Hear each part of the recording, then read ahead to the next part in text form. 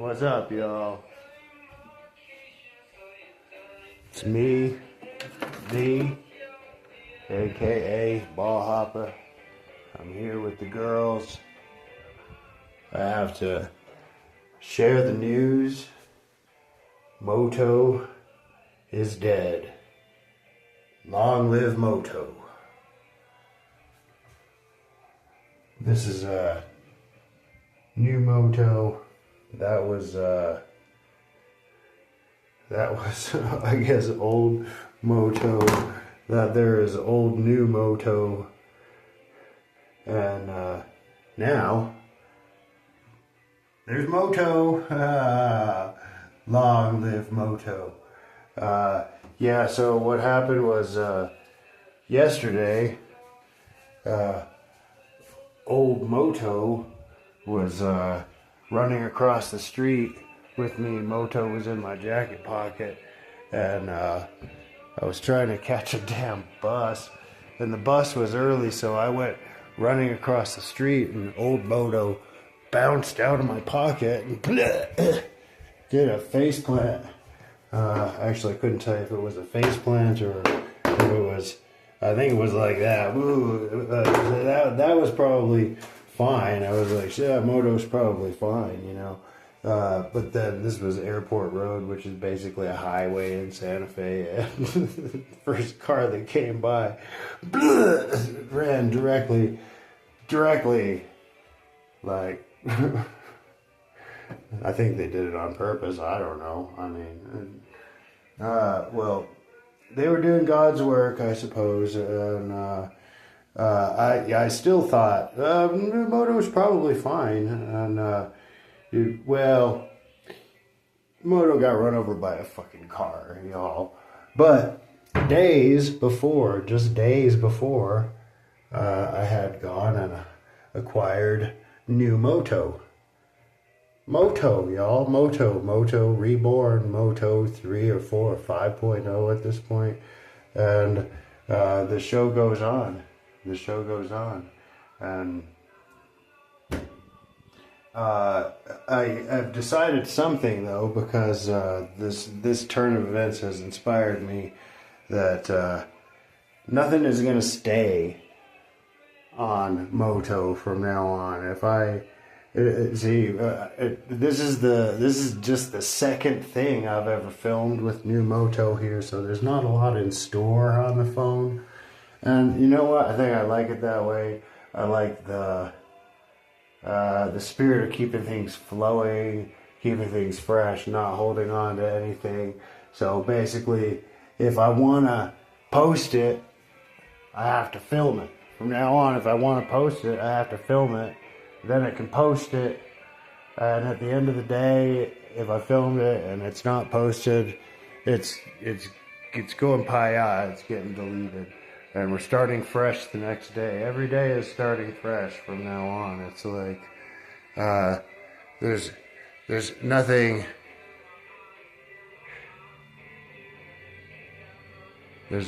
but blue skies smiling at us. Nothing but blue skies. Ain't no fuss. Da da da da da da. Okay, so anyway, so I got no footage of me as Ball Hopper. I shaved my head and everything like a week ago. It was time. It was time to turn the camera on anyway. So now that we're all here, let's do a little something. Let's set you up. Where can we put you? We can put you down here on the floor. Why not? It's a very Japanese way of going. Just put you down here on the floor and kind of let's assume for one thing that you're still on after I do that, and it appears that you are. So, and then we're gonna assume that you're basically looking in the right place. Because, you know, it's all got to be kind of casual. I'll tell you what, folks, it's all got to be kind of casual. And when I say all of it, I fucking mean all of it. It's all got to be kind of casual. Like, if everything's too formal, you know, you're gonna have your formal stuff and you're gonna like formally make it and yada yada. But most of the time, you know, it's got to be laid back. It's got to be loose fit or not at all. At least you know that way it happens, right? It happens. So today's drill. This is a simple drill. Okay, you take your two balls and your one hand. It doesn't matter which one.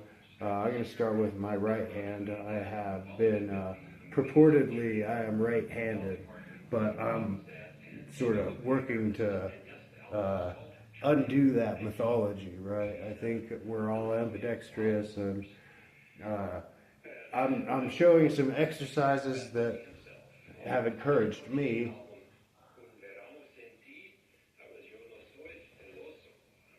This ain't your grandma's tennis show. Grandma. Grandma. Hold on.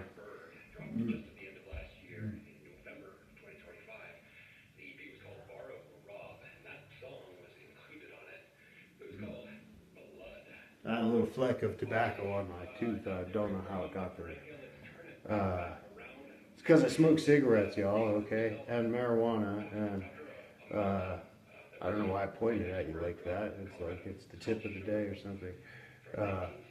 Whatever.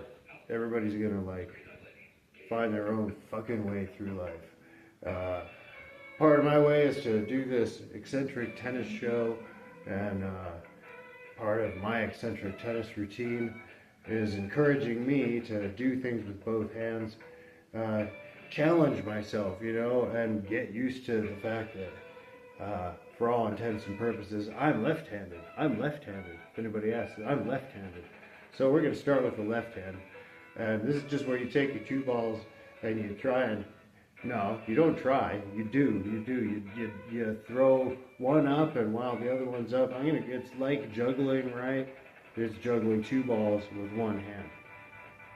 And I start, you know, 1, 2, 3. And if you can do that, that's pretty good. You know, 1, 2, 3. So that sounds kind of pedestrian or something, right? But I tell you, try it. And if I try to do more than 3, you're going to see how things can potentially go awry. And you're potentially going to see that because, who knows, they may have mastered it already. The thing about that is, though, it's unlikely, because the whole point of this exercise is this is something you can do in your fucking living room listening to fucking classic rock with 2 tennis balls. You don't even need a racket, okay? And what you're doing is you're developing hand-eye coordination, and you're definitely building confidence, not only in your left hand or your right if you were left-handed, but also your other digit, okay? Which is equally viable. Now, the tricky thing about this drill is, in part, trying to throw the balls such that they don't collide into one another in midair. Though if they do, you're essentially doing it right. It means you're throwing the balls at a good, steady trajectory, and probably the ideal one. It's only not ideal because they will collide and then you won't catch either of them. Okay, so yeah, I like to always exercise both hands. And now we're going to try to go a little longer. That was pretty good. That was 4. That was 4. I bobbled with my right hand. See, forget about it. Forget about it. Forget about it. You are one, I was going to say beast, but why not? You are one. You may have 2 hands, but you're one beast. You're a 2-handed one beast. And you don't care that you have 2 hands. You're just a beast, and you're bringing it all to bear, right? Okay, that was pretty good. I put my whole body into that one. So you can actually get enthusiastic about this little drill. And then take a deep breath and draw yourself back in and focus again, because I'm not trying to like be the Tasmanian devil over here. I'm trying to channel the holy tennis spirit, yeah. Focus.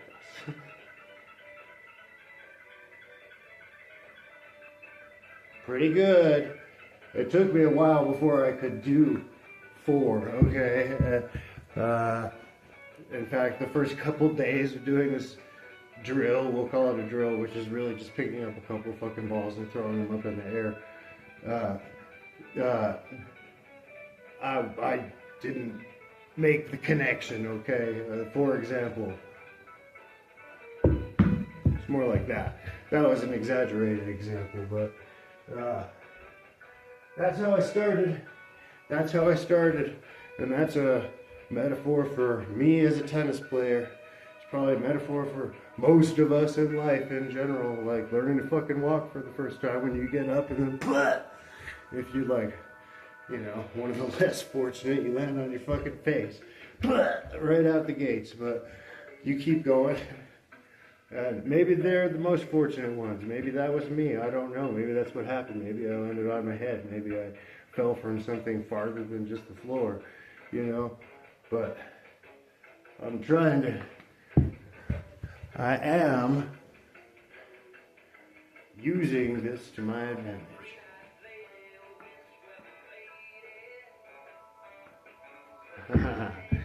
Okay. So here's my supposition.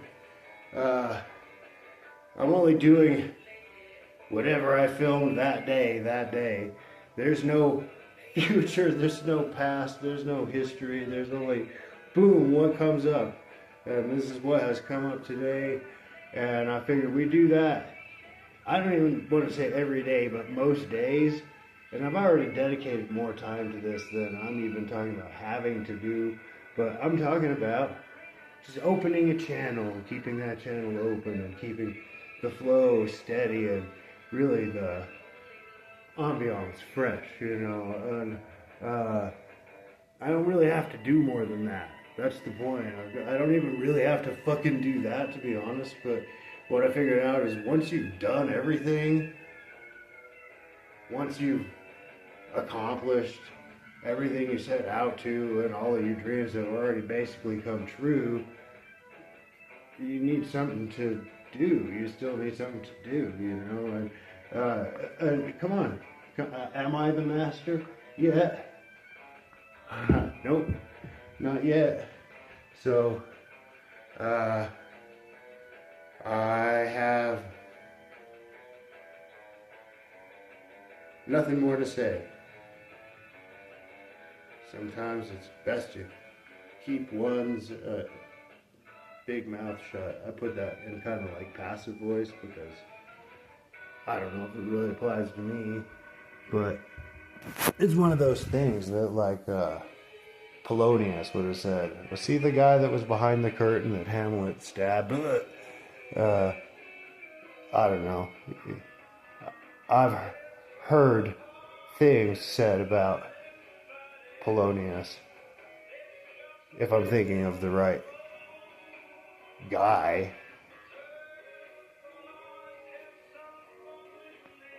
But, you know, it's all hearsay, right?